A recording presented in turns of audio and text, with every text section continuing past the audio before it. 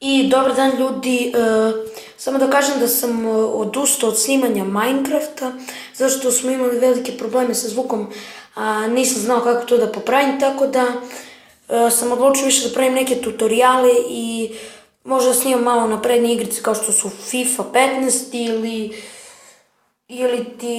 ili možda Modern Combat 5, ali danas snimamo jedan tutorial.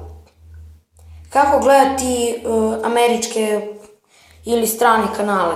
Vidite ovu, imamo program Live Now TV+, odmah gore pored Minecrafta i evo samo da se učitam. Dakle ljudi, sad, vi kad budete instalirali ovu aplikaciju, vama će se pojaviti ovako kao neki kružić novo on demand. Ljudi, to su samo glupi videi i vi samo idete ovde i vi se samo vratite na kanale.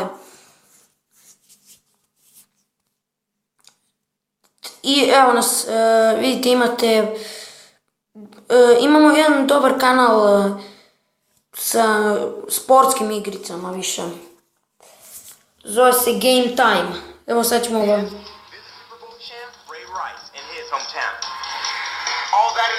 Evo ljudi, pogledajte. Game Time is fueled by Kellogg's Frosted Flakes. So start the clock. It's game time. 3, 2, 1. EA Sports. We begin today's show by turning back the clock. The moment when some of today's biggest stars took the field. Kao što vidimo ljudi, ovde ova aplikacija je dosta napredna, ima sposobnost da stopirate i pokrenete kanal, ali ono što hoću da kažem je da možete, vidite imate SD i HD, bolje vam je na HD.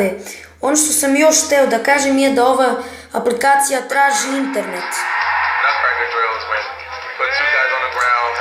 Kao što ste vidjeli ljudi upravo prikazuju rugby.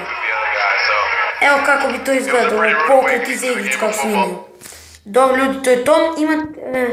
Uglavnom najgledaniji su britanski kanali, osnovan, kao što svi znamo, osnovan britanski kanal je i također glavni BBC. Onda imate, ovo su uglavnom američki kanali. Odavde počinju, imate indijske, Middle Eastern, francuske, nemačke, italijske, ruske, imate short films, kanale, mislim da je ovo Australija, ljudi, imamo Australian TV imamo, uglavnom dobro je što imate ovo, gamer, imate i Gamer TV. Vidite ovo ljudi, Vox ili ti Wood, evo ga Wood. To su vam samo snimci, vidite imate ovdje Action Zone. Tu se prikazuju akcijne igrice, evo na primjer sad ćemo da vidimo šta se prikazuje upravo na kanalu.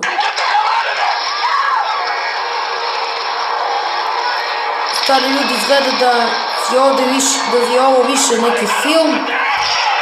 Ljudi, izgleda da je ovo više neki akcijni film, tako da i ljudi, to bi bilo to što se tiče ovog tutoriala. Vidimo se vrlo uskoro.